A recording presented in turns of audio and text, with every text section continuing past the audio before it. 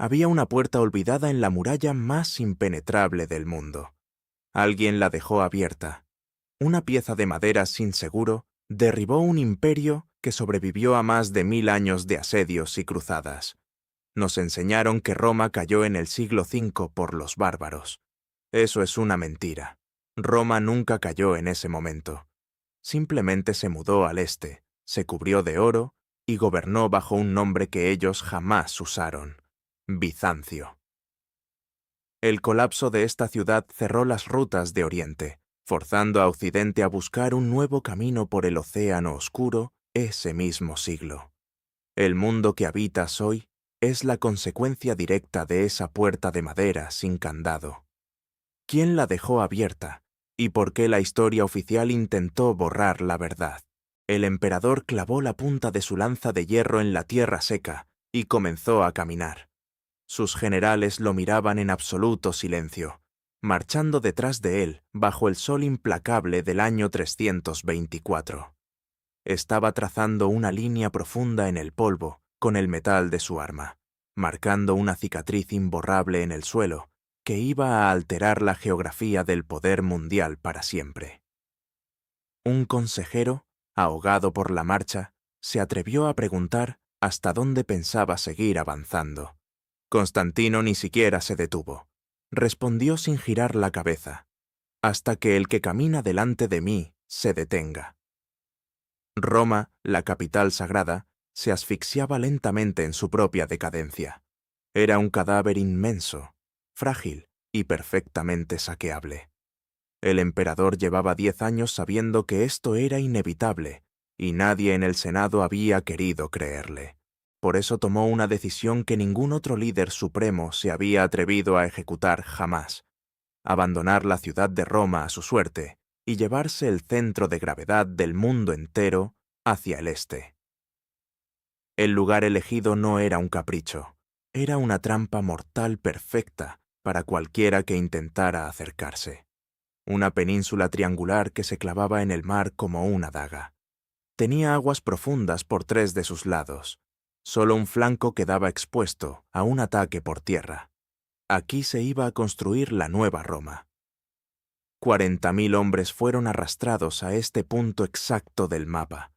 Trabajaron día y noche, sin descanso, durante 6 años consecutivos para levantar la primera gran línea de murallas defensivas. Cortaron montañas enteras de piedra, vaciaron canteras completas. El mundo nunca vio una movilización de recursos tan masiva para proteger un perímetro de tierra. Lo que nadie te dijo es esto: el imperio bizantino nunca existió. Ningún habitante de esta ciudad inexpugnable escuchó esa palabra maldita en toda su vida. Ellos eran romanos puros, y la caída del imperio romano en el siglo V es un invento occidental, una manipulación fabricada siglos después por monarcas europeos para robarles su legitimidad histórica. Dentro del complejo diseño militar del muro original, debajo de las matemáticas exactas de los arquitectos, se escondió un detalle minúsculo: un error de cálculo disfrazado de ventaja táctica. En la zona más remota de la muralla, donde la barrera de piedra terrestre chocaba contra el palacio de Blanquernas, los ingenieros imperiales dejaron una anomalía: una puerta poterna, un acceso escondido a nivel del suelo, diseñado exclusivamente para que la infantería pudiera salir en absoluto silencio durante la noche, lanzar un ataque rápido contra los asedios enemigos y volver a esconderse. La llamaron Quercoporta. Medía apenas 1,5 metros de ancho. Estaba incrustada en la base del muro, casi invisible bajo la sombra de las torres. Era tan pequeña en la escala masiva de una guerra que no necesitaba guardias permanentes. Solo un marco de roble, refuerzos de hierro y un sistema de trancas manuales. Ese fue el primer clavo en su ataúd. Un mecanismo de defensa letal que exigía que la memoria humana de los oficiales de turno nunca, bajo ninguna circunstancia, llegara a fallar. Para asegurar que esta nueva capital fuera genuinamente eterna, Constantino no solo trajo ladrillos y oro, secuestró el alma de todo el Mediterráneo, ordenó desenterrar reliquias, estatuas de dioses paganos y monumentos sagrados de cada rincón conquistado. Los fundió o los clavó en las plazas públicas para que el poder espiritual del mundo quedara atrapado dentro de sus muros. Creyeron haber construido la jaula perfecta contra el caos exterior. A lo largo de los siguientes 11 siglos, ávaros, persas, árabes y rusos chocarían contra esa misma piedra y se romperían los dientes. Ningún ejército lograría pasar por la fuerza bruta de las armas. La paranoia de sus fundadores se transformó en una arrogancia suicida. La ciudad se acostumbró tanto a sobrevivir que dejó de prestar atención a los detalles más vulnerables. En algún momento, durante una de las miles de noches oscuras y lluviosas que pasaron a lo largo de un milenio, invulnerabilidad, las generaciones enteras de comandantes olvidaron para qué servía exactamente la puerta Quercoporta. La cerraron con una indiferencia absoluta. Nadie la vigilaba desde el interior. Nadie revisaba sus bisagras de hierro forjado. Y mientras los imperios de Occidente ardían, la gran ciudad dorada cerró los ojos y durmió, ignorando el veneno que llevaba incrustado en su corazón. El metal líquido bramaba a más de 1000 grados de temperatura dentro del pozo de barro. El maestro ingeniero miró el abismo naranja y dio la orden de verter el bronce hirviendo. Llevaban 3 meses alimentando aquellos hornos monstruosos en las afueras de Edirne. Lo que nacía en ese molde subterráneo no era una simple arma de asedio. Era un dios de la destrucción forjado en el infierno. Medía 8 metros de largo. Pesaba casi 18 toneladas. La boca de su cañón era tan ancha que un hombre adulto podía arrastrarse por su interior sin rozar el metal oscuro. Necesitaba 60 bueyes y un ejército de 200 hombres solo para moverse unos pocos metros al día. El sultán otomano, de apenas 21 años y con una ambición psicópata, observaba en absoluto silencio. Mehmed II no quería conquistar territorios, quería aplastar el concepto mismo de resistencia. La pólvora no era una novedad, pero esta bestia rompía las leyes de la física. El monstruo escupía bolas sólidas de granito de 600 kilos. Cuando disparaba, la onda expansiva mataba en el acto a los artilleros que no se tapaban los oídos a tiempo. El suelo temblaba a 15 kilómetros. El impacto no perforaba la piedra, la desintegraba en el polvo. Mehmed ordenó construir docenas de estos engendros. Vació el tesoro de su imperio para pagar la mano de obra. Su objetivo era uno: una muralla inalcanzable, un muro sagrado que humilló a su abuelo y a cada conquistador durante 1000 años. El ingeniero principal que diseñó esta máquina del fin del mundo no era musulmán, no era otomano, era un cristiano nacido en Europa del Este llamado Orban. Y aquí está el detalle brutal que las historias oficiales llevan siglos escondiendo. Un año antes de presentarse ante el sultán islámico, el experto Orban ofreció este cañón exacto al emperador cristiano. Se lo puso en bandeja de plata. Le entregó los planos de su supervivencia. El monarca se negó a comprarlo. Dijo que el precio era demasiado alto. Dijo que no tenía oro suficiente. El líder supremo del imperio más glorioso de la cristiandad condenó a su pueblo a la aniquilación por un simple recorte de presupuesto, por negarse a pagar el sueldo mensual de un ingeniero. Mehmed II, en cambio, le pagó 4 veces lo que pedía sin dudar un segundo. Le entregó tierras y recursos infinitos. El sultán comprendió rápido que el precio de la victoria nunca es alto, cuando el premio final es reescribir la historia del mundo. La maquinaria de la muerte se puso en marcha en la primavera del año 1453. El ejército avanzaba devorando la tierra a su paso. 150.000 soldados marchaban detrás de la artillería pesada. La infantería bloqueó todas las rutas terrestres con precisión matemática. La flota invasora de casi 140 barcos cerró el mar por completo. Cortaron las venas de agua del estrecho. Nadie podía entrar para ayudar. Nadie podía salir para escapar.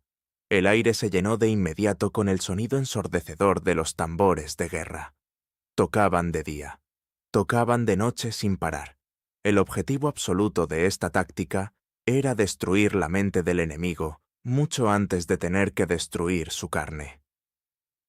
Era una obra maestra de la guerra psicológica pura, ejecutada sin el menor fallo humano. Alinearon los cañones masivos frente a las paredes milenarias. Las órdenes del sultán fueron extremadamente simples. Fuego continuo, disparar hasta que los cañones de bronce se agrietaran, disparar bajo la lluvia torrencial, disparar en la oscuridad total. Durante semanas interminables, el mundo entero tembló bajo el impacto brutal de la piedra contra la piedra. Las gigantescas bolas de granito volaban por el aire a una velocidad infernal y se estrellaban con una violencia incalculable.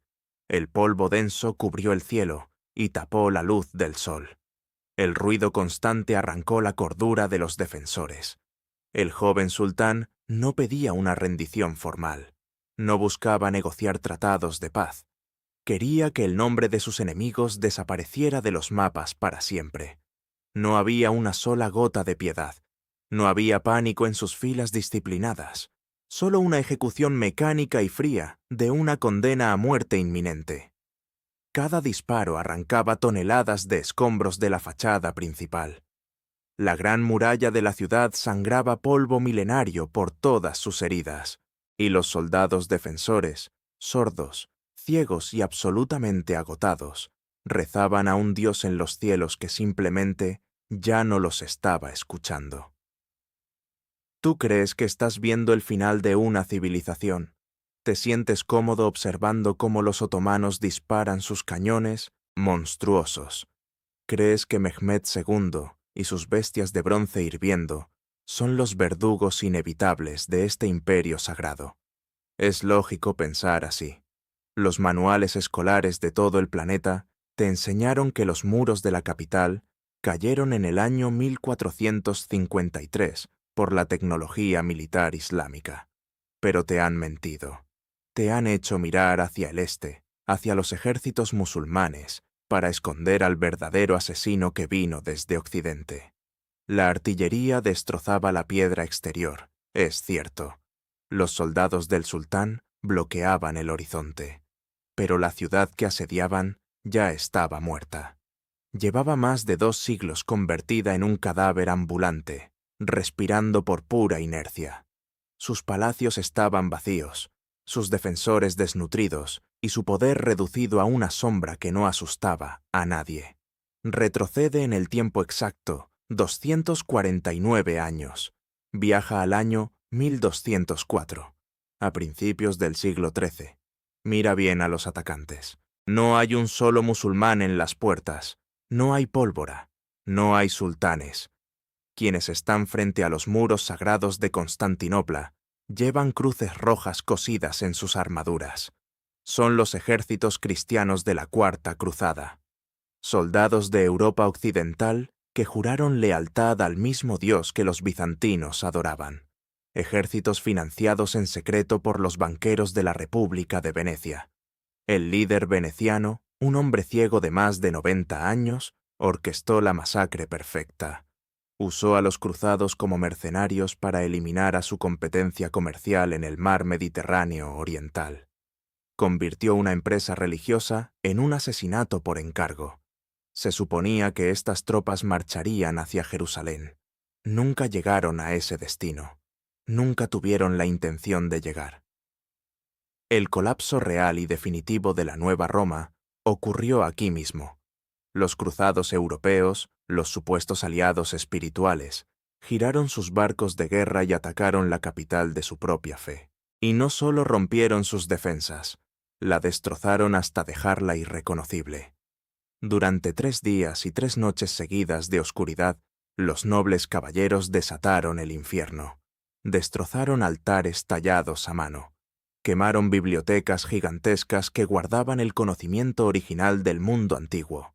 Saquearon 1000 años exactos de riqueza incalculable acumulada sin interrupción. Fundieron estatuas griegas invaluables para el hacer monedas y financiar deudas de sangre. Robaron sin piedad las reliquias más sagradas y se las llevaron a sus propias catedrales en Francia e Italia. Esas mismas piezas que hoy tú pagas para admirar en los museos occidentales, sin saber que fotografías un botín de guerra bañado en traición pura. El poder de Bizancio jamás se recuperó de este golpe letal provocado por su propia familia. Cuando los invasores latinos finalmente abandonaron la ciudad 57 años más tarde, tras robar hasta el plomo de los tejados, dejaron un esqueleto vacío, una cáscara rota. De su 1.000.000 de habitantes originales, quedaron 50.000 personas aterrorizadas, viviendo entre ruinas humeantes y palacios sin techo. La moneda imperial perdió todo su valor internacional de la noche a la mañana. El tesoro desapareció para siempre. El control militar se esfumó. Las rutas comerciales de la seda pasaron a manos extranjeras para siempre. Bizancio quedó como una isla de agonía, rodeada de enemigos implacables. Los otomanos de Mehmed II no mataron a Bizancio. Es imposible asesinar a un hombre que lleva 200 años en la tumba. Los turcos solo vinieron a limpiar los escombros de una civilización que la misma Europa destruyó por avaricia. Lo que estás viendo frente a los cañones no es un choque épico entre dos religiones, rivales. Es el funeral atrasado de un suicidio cultural masivo. Y mientras prestas atención a la explosión enemiga en la muralla, tu cerebro ignora deliberadamente que el responsable de aplastar la cuna del mundo antiguo llevaba una cruz colgada en el pecho, rezaba en tu mismo idioma todas las mañanas y se sentó sin remordimientos en las mesas de poder que construyeron tu propio presente histórico. Eso fue todo lo que separó a un imperio de su aniquilación. El martes 29 de mayo del año 1453, el sol iluminó un escenario imposible. Los defensores estaban ganando. La artillería del sultán había pulverizado las capas exteriores de la muralla, pero los soldados cristianos luchaban como fieras sobre los montículos de piedra. Rechazaron la primera ola de mercenarios. Masacraron a la segunda ola sin ceder un metro. Constantinopla resistía el impacto inmenso, con una brutalidad que rompió la moral del enemigo. Mehmed II observaba cómo sus tropas de élite se estrellaban contra las ruinas y morían por cientos. El asalto frontal era un fracaso absoluto. La táctica del sultán se ahogaba en sangre. La victoria otomana pendía de un hilo finísimo y la retirada parecía la única opción lógica, hasta que un pequeño escuadrón de exploradores turcos caminó por el extremo norte del muro y encontró la anomalía. Recuerda la puerta. La pequeña salida llamada Kerkoporta, incrustada en las sombras de la piedra terrestre. Una fisura diseñada 1100 años antes por arquitectos que se creían inmunes al error. La noche anterior al ataque final, un grupo de soldados utilizó esa poterna secreta. Salieron en sigilo para lanzar una escaramuza rápida. Cumplieron su misión bajo la oscuridad total. Regresaron aterrorizados bajo una lluvia incesante de flechas y el rugido ensordecedor de los cañones, bombardeando la fachada. Entraron corriendo ciegamente. La adrenalina les quemaba las venas. El pánico les nublaba el juicio. El ruido de la guerra les reventaba los tímpanos. En medio del caos absoluto, de la asfixia del combate y de la urgencia vital por volver a formar la línea principal, el último soldado romano que cruzó el umbral oscuro cometió el error mecánico más caro de toda la historia de la humanidad. Cerró la pesada hoja de roble sólido, pero no bajó la gruesa tranca metálica. No deslizó el seguro de hierro forjado. Dejó la puerta sin candado. Suelta. Abierta a la destrucción. Absoluta. Nadie rompió las defensas invencibles de la Nueva Roma. Nadie escaló las murallas imposibles de Constantino en una hazaña heroica. 50 turcos anónimos simplemente apoyaron sus manos sobre la madera húmeda, empujaron con fuerza y entraron caminando. Sin un solo golpe de ariete, sin disparar un mosquete. En menos de 10 minutos fatales, subieron por la escalera de caracol interior hasta la cima de la torre principal del sector de Blanquernas y alzaron sin oposición la bandera verde del sultán. Cuando los comandantes genoveses y los aguerridos soldados griegos que sostenían la defensa exterior giraron la cabeza y vieron el estandarte enemigo ondeando majestuosamente en el corazón de su propia fortaleza, el cerebro humano simplemente colapsó. El terror psicológico logró en 5 segundos lo que la pólvora pesada no consiguió en 50 días de asedio. Creyeron que la urbe entera estaba perdida. El pánico irracional se propagó como un incendio alimentado por el viento racheado. La sólida formación de defensa se desintegró en el aire. Los guerreros arrojaron sus armas al barro y corrieron despavoridos hacia el puerto dorado, pisoteando a sus propios hermanos de armas, buscando desesperadamente barcos de rescate que ya estaban ardiendo en la bahía. El último emperador romano supo en ese preciso instante que el mundo antiguo acababa de expirar. No pronunció grandes discursos épicos para la posteridad. No suplicó clemencia al vencedor. Se arrancó violentamente las águilas de oro macizo de su armadura imperial para que ningún enemigo pudiera humillar su cadáver. Desenvainó su espada pesada. Gritó a los cielos que la ciudad caía, pero él no iba a sobrevivir a su imperio, y cargó directamente, solo, contra la abrumadora marea humana que inundaba las calles de mármol.